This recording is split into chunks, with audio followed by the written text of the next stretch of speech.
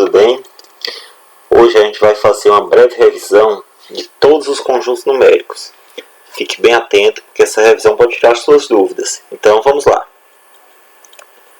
Conjuntos numéricos. O primeiro conjunto, os primeiros números com os quais o homem trabalhou, foi o conjunto dos números naturais.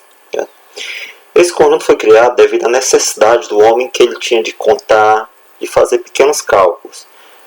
Então, quando nos números naturais, ele é formado pelos números 0, 1, 2, 3, 4 e sucessivamente, certo? Ele é um conjunto que ele tem início, ele inicia no 0, mas ele não tem fim, certo? Sempre é possível acrescentar mais um número. E outra característica é que ele vai sempre de 1 em 1, depois de 1, junta mais 1 fica 2, junta mais 1 fica 3 e assim por diante. Entendeu? Legal. O próximo conjunto que vamos estudar é o conjunto dos números inteiros. Então, o conjunto dos números inteiros, ele engloba todos os números naturais, mas ele acrescenta uma coisa, são os números negativos. Qual a necessidade de números negativos?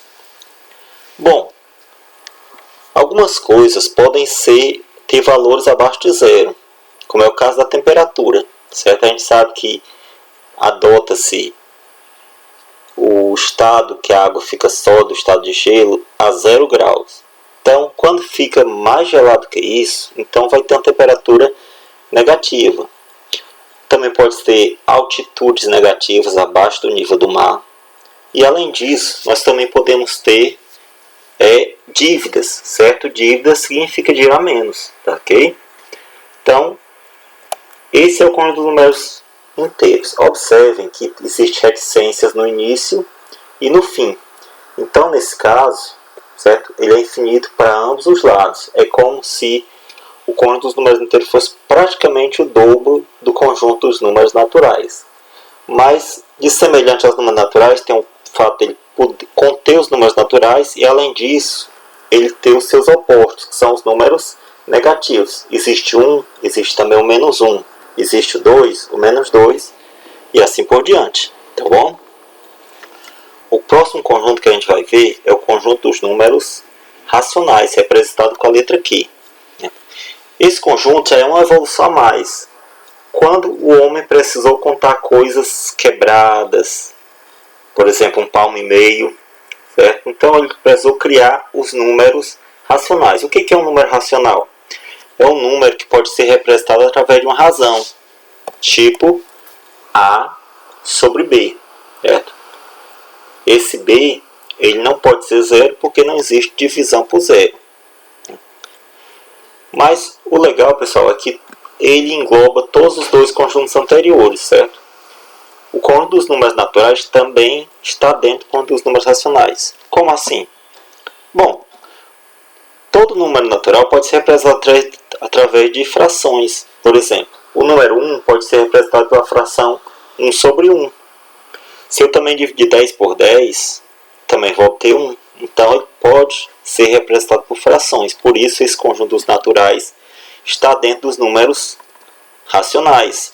E o conjunto dos números inteiros também está dentro dos números racionais, certo?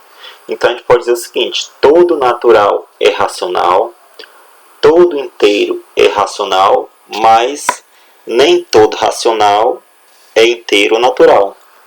Por exemplo, o número menos 3,8, apesar de ser um número negativo, mas não se pode dizer que ele é um número inteiro, porque ele está quebrado, ó, ele tem a vírgula. Então, ele é apenas racional, mas não inteiro nem natural, ok? E vamos conhecer um outro conjunto, que é o conjunto dos números irracionais. Esse conjunto é o conjunto mais diferenciado que existe, tá certo? Ele engloba números que podem ser representados como dízimas não periódicas. O que significa isso? Olha só, as dízimas são periódicas quando, após o último algarismo, a gente pode prever qual seria o próximo. Já as dízimas não periódicas, elas não é possível fazer essa expressão. Por exemplo, esse aqui, ó, 2,4137. Você é capaz de me dizer qual seria o próximo número? Não existe uma lógica nisso aí. Então, devido a isso, esse número ele é chamado irracional. Os números irracionais eles não são representados através de fração, certo? Geralmente os números irracionais eles vêm representados através de uma raiz quadrada, uma raiz não exata, seja quadrada, cúbica, mas que ela não seja exata, certo? Toda raiz que não for exata, ela representa um número irracional. Então, por exemplo, sabe-se que o 9 tem raiz quadrada exata, o 16 também. Então, a raiz de 10, a raiz de 11, de 12, de 13, de 14 e de 15, todos eles não são exatos, então são números irracionais, ok? Agora, vamos ver um diagrama onde mostra essa relação entre os conjuntos. Olha, observem bem. Aqui, o mais interno dos conjuntos é os naturais. Não existe nenhum outro conjunto dentro dele, apenas ele, certo? Ele está dentro do conjunto dos inteiros. Então, significa que os números naturais são também inteiros. O número dos naturais e dos inteiros estão dentro de um outro conjunto maior, que é o conjunto dos números racionais. Mas olha só, essa bolinha aqui ela não está dentro de nenhuma das três. Esse I representa o conjunto dos números irracionais e ele não pertence a nenhum dos outros três, mas ele pertence a um conjunto que engloba todos eles. Ele pertence ao conjunto dos números reais, representados pela letra R, certo? Se você gostou desse resumo, deixe seu like para fortalecer o canal, certo? E estude com afinco, que você vai aprender tudo que precisa dessa matéria tão maravilhosa. Um grande abraço e até a nossa próxima aula.